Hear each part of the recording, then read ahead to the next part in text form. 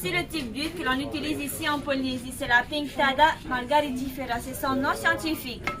Comme vous pouvez le voir, il y a cette partie noire là que l'on appelle le manteau. En fait, on a besoin de cette partie noire là car c'est elle qui fabrique la nacre. Et pour greffer une pelle, on va retirer le manteau de l'huile que l'on va découper en plusieurs petits morceaux. Pour ceux qui sont devant, ils le voient bien.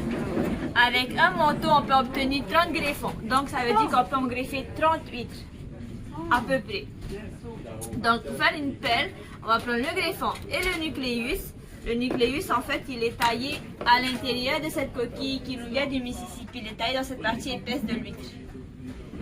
Puis après, on va mettre à l'intérieur de cette poche-là, que l'on appelle la gonade.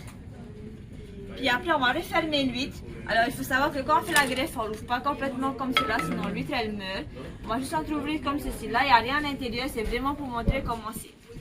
Une fois que c'est fait, on referme l'huître, on mettra dans ces filets-là, puis dans ces paniers-là, que l'on trempera 5 à 10 mètres de profondeur pendant 18 mois, 1 an et demi. Après ces 18 mois, on va ressortir et à ce moment-là, on verra si ça nous a fait une pelle ou pas. Si ça nous a fait une pelle, on continue à greffer. C'est pour ça qu'ici, en fait, il y a différentes tailles de nucléus. On commence toujours par la plus petite et ainsi de suite. Donc ça veut dire que là, on va nous faire une première pelle avec ce petit nucléus-là. Au bout des 18 mois, on va ressortir la pelle et on va mettre un autre nucléus un peu plus gros. Mais le greffon ne change pas, il reste le même. Et tout ce que l'on connaît en fait à chaque début de greffe, c'est sa couleur de pelle. En fait, si vous voulez, la couleur de la pelle, on l'a choisie en fonction du manteau et de la couleur de la nacre. Vous voyez ici, ces reflets-là.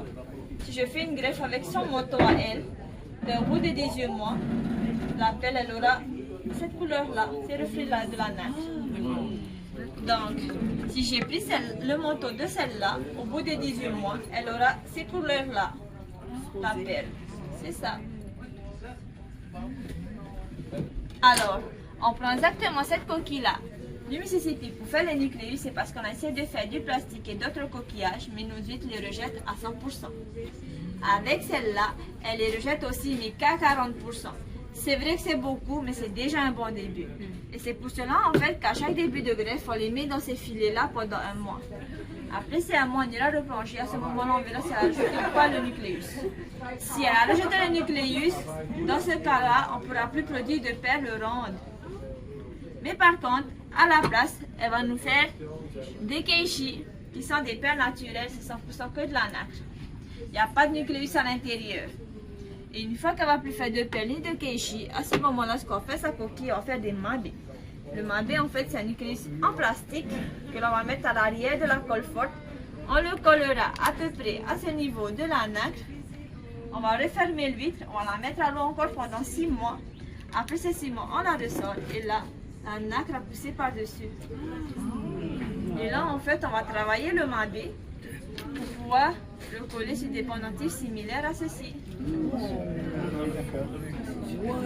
Oh, c'est magnifique. Oh, c'est magnifique. D'accord?